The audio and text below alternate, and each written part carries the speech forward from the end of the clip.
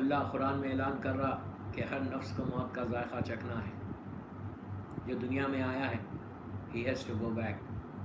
کب جانا ہے، کس وقت جانا ہے، کیسے جانا ہے، یہ کسی کو نہیں معلوم. یہ ایک ایسا سیکریٹ ہے کہ سوچ بھی نہیں سکتے کہ کب جانا ہے. اسی لیے امام علی علیہ السلام کہتے ہیں کہ ہر وقت تم تیار رہو، پتہ نہیں کب موت آ جائے. You have to answer. Allah کو آنسر کرنا ہے. اس لیے کہ انسان، میرا مولا کہتا ہے کہ انسان زبان کے نیچے چھپا ہوا ہے. زبان کھلی تو پتہ چلا کہ امام علی کا شیعہ ہے یا کوئی اور ہے. یہ پہچان ہے. ہر انسان کو چاہیے، یہ میسیج ہے کہ انسان جتنا سافٹ اسپوکن رہے گا، جتنا اچھی بات کرے گا، اس سے اخلاق سامنے آتے ہیں اور اپنے اخلاق کے ذریعے وہ لوگوں کو اپنی طرف کھینچ سکتا، مولا علی کی ولایت کی طرف کھینچ سکتا. اس لیے کہ اگر آپ کی پہچان ایسی ہونی چاہیے کہ جب آپ بات کریں کسی سے تو آپ سامنے والے کے کو یہ احساس ہو، یہ فیل ہو کہ یہ صحیح معنی میں یہ امام کا چاہنے والا ہے. اور مولا کے چاہنے والوں کے لیے آج کے دور میں تو بہت ضروری ہے کہ you have to be very very soft. جتنا سافٹ رہیں گے اتنا پروپگیشن کر سکتے ہیں آپ امام علی کے ٹیچنگ سے، اتنا امام علی کی باتوں کو دنیا تک پہنچا سکتے ہیں. تو یہ ہم سب کے لیے ایک میسیج ہے. اور دنیا میں جب انسان رہتا ہے تو وہ اسی انداز سے اگر وہ رہتا ہے تو اس کے لیے بہت اچھی باتیں ہو سکتی ہیں کہ اور موت ایک ایسی ریالٹی نہیں کر سکتے کہ کب آئے گی، کیسے آئے گی، کس وقت آئے گی. لیکن پھر وہی بات کہ کلو نفس ذائقۃ الموت، ہر نفس کو موت کا ذائقہ چکھنا ہے. آج میری مجلس کی ٹاپک ہے ایصال ثواب. یہ ایصال ثواب کیا ہے؟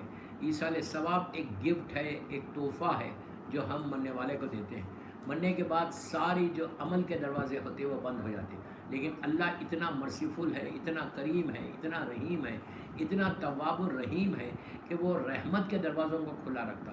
وہ یہی کہتا کہ ٹھیک ہے تمہارا عمل کا دروازہ بند ہو گیا نا، لیکن میں تمہاری رحمت کے لیے دروازے کھلا رکھوں گا کہ اب جو تمہارے لیے ایصال ثواب کرے گا، جو تمہارے لیے گفٹ کرے گا، اس سے تمہارے درجات کو اللہ بلند کرتا جاتا. اور اتنا بلند کرتا، اتنا بلند کرتا کہ اسی لیے ہمارے پاس حکم ہے کہ جتنا ہو سکے اپنے مرنے والے کو جو ہے ایصال ثواب کرتے رہو. رشتہ ہمارا نہیں ٹوٹتا، اور جو مرنے والے کا اور ہمارا رشتہ ہوتا وہ رشتہ بالکل ویسے ہی رہتا.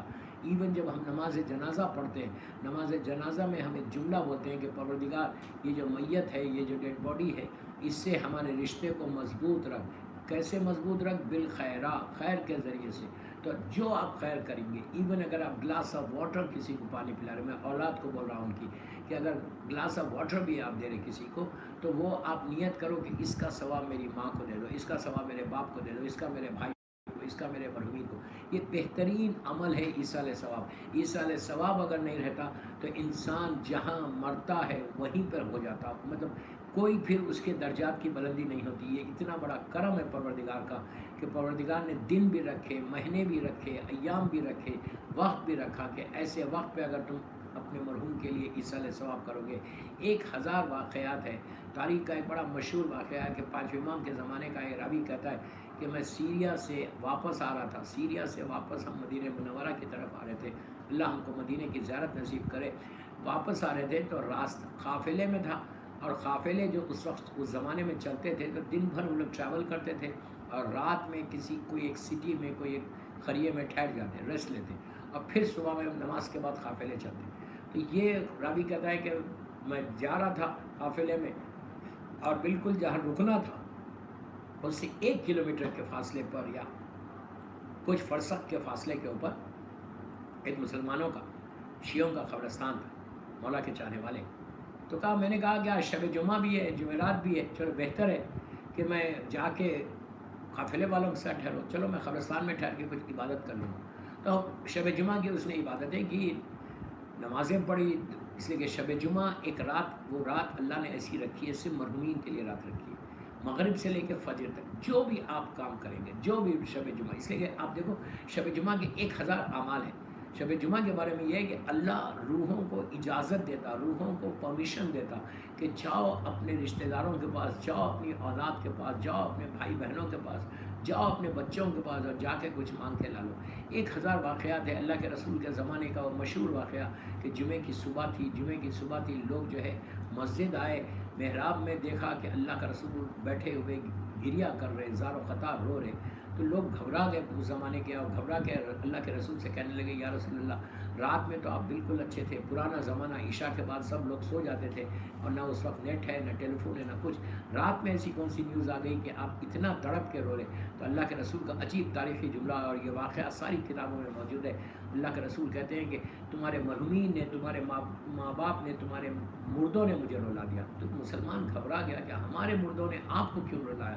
تو کہا اب یہ آپ مفہوم رسول کا ہے، میں اپنی زبان میں بول رہا کہ اللہ کے رسول نے کہا تم تو اپنے بستر پہ آرام سے سو رہے تھے شب جمعہ میں، شب جمعہ کی بات کر رہا، تھرسڈے نائٹ سو امپورٹنٹ، میں بار بار بول رہا ہوں، میں نے بہت بولا اس کے اوپر کہ تھرسڈے نائٹ ذرا کوشش کرو، تھرسڈے نائٹ ذرا کوشش کرو کہ اپنے مرحومین کو یاد کرنا۔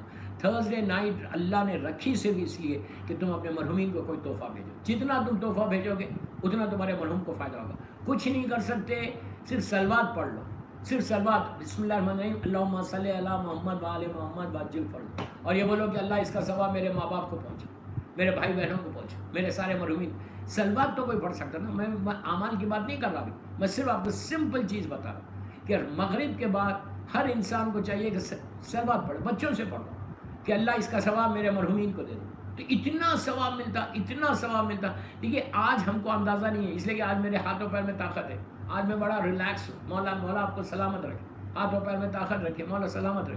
لیکن کب پتہ چلے گا؟ جب تم نیچے جاؤ گے، نیچے وہاں کوئی نہیں مدد کرنے والا، you will be all alone، you will be all alone۔ میں ہوں، میرے اعمال نامہ ہے۔ ایون مولا علی کا وہ جملہ گلے میں تعویذ بنا لو، مولا علی کہہ رہے، میں نہیں کہہ رہا، امام میرا مولا بولتا ہے کہ اس وقت کو یاد کرو کہ جب تمہارا بیٹا، یور اون سن، تم کو لحد میں لٹائے گا، گریو میں لٹائے گا اور کروٹ دے گا، کروٹ دے کے خود پیٹ بتا کے باہر آ جائے گا، پلٹ کے واپس آ جائے گا، تم نیچے سے پکارو گے کہ او مائی سن ڈونٹ لیو می الون، او میرے بیٹے مجھے اکیلا چھوڑ کے مت جا، لیکن اس کی آواز تمہارے کانوں تک نہیں آئے گی۔ یہ میرے مولا کا جملہ ہے کہ، اور ایگزیکٹلی یہی ہوتا، باڈی کو لٹاتے نیچے اور پلٹ کے آ جاتے واپس۔ اس وقت بیٹے کے ذہن میں یہ خیال بھی نہیں آتا کہ میں اپنی ماں کو کہاں لٹا کے آ رہا، میں اپنے باپ کو کہاں لٹا کے آ رہا۔ بڑے آرام کے ساتھ ہم باہر آ جاتے، گریو کو بند کرتے، گھر آتے، کھاتے کچھ لقمے، پھر سو جاتے اپنے بستر۔ اس وقت یہ احساس نہیں ہوتا کہ میں نے ماں کو کہاں لٹایا، وہ اکیلی ہے وہاں پہ، کل تک میرے ساتھ تھی، میرے بستر پہ تھی، اتنے بڑے گھر میں تھی، اتنا بڑا بیڈ روم تھا، اتنے بڑے بیڈ روم میں آرام سے تھی، لیکن آج اس اندھیرے میں آپ صرف تصور کرو اندھیرے کا، تو انسان کو رات کی نیند نہ آئے۔ مولا یہی تو بول رہے کہ تم لوگ کس غفلت میں ہو، کس اگنورنس میں ہو۔ دیکھو کہ لیٹنا کہاں ہے جا کے، بامبے میں ہمارے بڑے بڑے گھر ہیں، بامبے میں ہمارے اون فلیٹس ہیں، میں یہ نہیں بول رہا کہ فلیٹس مت بناؤ، لیکن کبھی سوچ رہے کہ یہ جو فلیٹ بنایا، یہ جو گھر بنایا میرا، یہ میرا پرماننٹ گھر ہے۔